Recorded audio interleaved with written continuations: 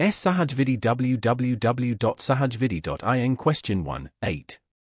B. To enforce the arbitration agreement, the terms of the agreement must be clear and certain. Explain. Model answer. The statement that to enforce an arbitration agreement, the terms of the agreement must be clear and certain is a fundamental principle rooted in contract law and specifically applied to arbitration under the Arbitration and Conciliation Act, 1996, in India. An arbitration agreement is essentially a contract where parties agree to resolve their disputes through arbitration.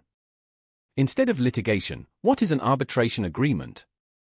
Section 7 of the Arbitration and Conciliation Act, 1996, defines an arbitration agreement as an agreement by the parties to submit to arbitration all or certain disputes which have arisen or which may arise between them in respect of a defined legal relationship, whether contractual or not. It must be in writing. Importance of clarity and certainty. For an arbitration agreement to be valid and enforceable, its terms must be clear, unambiguous, and certain. This clarity is crucial for several reasons. 1. Manifestation of intent. The primary requirement for any contract, including an arbitration agreement, is a clear intention of the parties to be bound by its terms. If the terms are vague or uncertain, it becomes difficult to ascertain whether the parties genuinely intended to refer their disputes to arbitration.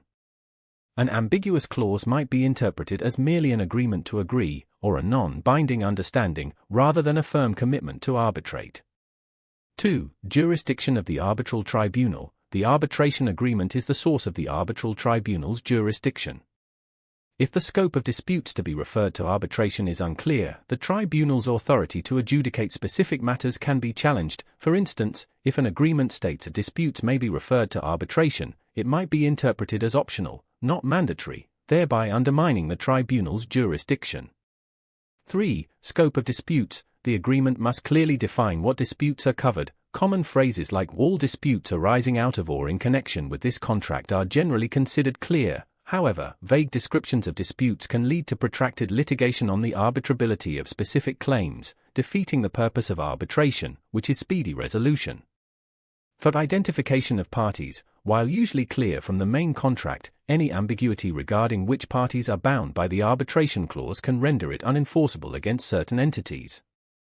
5. Procedural aspects. Though often supplemented by the Act, while the Arbitration Act provides default rules for many procedural aspects, like the number of arbitrators if not specified, clarity on procedural elements, if agreed upon, is beneficial.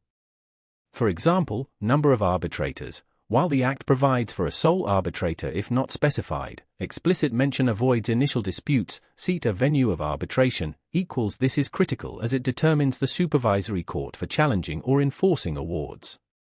Uncertainty here can lead to jurisdictional battles. Governing law. The law governing the arbitration agreement itself and the substantive law of the contract should ideally be clear. Consequences of uncertainty. Refusal to refer to arbitration. Courts, under Section 8, power to refer parties to arbitration where there is an arbitration agreement, or Section 11, appointment of arbitrators, of the Act, may refuse to refer parties to arbitration if the agreement is too vague or uncertain to constitute a valid arbitration agreement. Challenges to arbitral awards. An award rendered under an uncertain arbitration agreement can be challenged on the grounds that the tribunal lacked proper jurisdiction.